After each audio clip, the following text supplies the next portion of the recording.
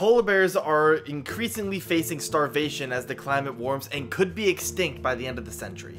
Welcome back to Tea of the Sea, and polar bears are hypercarnivorous marine mammals that feed primarily on seals out on the ice floes of the high Arctic. We've all seen the videos of David Attenborough talking about polar bears punching through like 6 feet of ice to get to a seal pup or sneaking up on seals out of the water.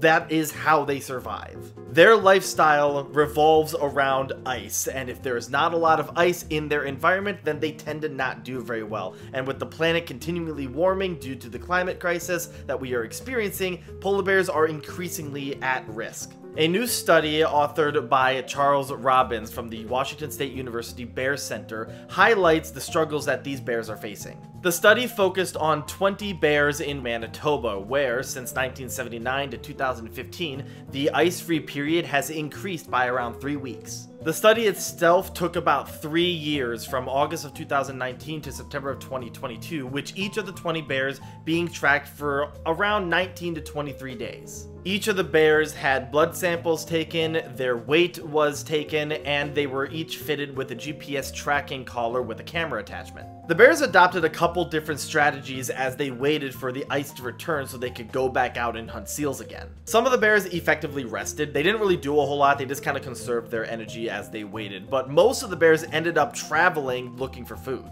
These bears were actually eating a wide variety of different foods, including birds, caribou carcasses, berries, grasses, and even kelp. But there was a cost to finding these food sources, and that was just the energy used to find the food sources. They were spending more energy looking for the food than they would get when they did find and then eat the food that they found. And in the end, both of these strategies didn't do very well for the bears. All but one of them ended up losing weight, with some of the bears losing up to 11% of their body weight. On average, the bears lost about 1 kilogram of body weight per day, which shows that as a species, polar bears are not well adapted to life outside of their usual routine of hunting seals on ice. They're not like their cousins, the grizzly bears or black bears. They are not opportunistic omnivores. They are hypercarnivores that require high calorie-dense foods like seals and whales. Even more unfortunate, some of these bears that were traveling looking for food were swimming up to 100 miles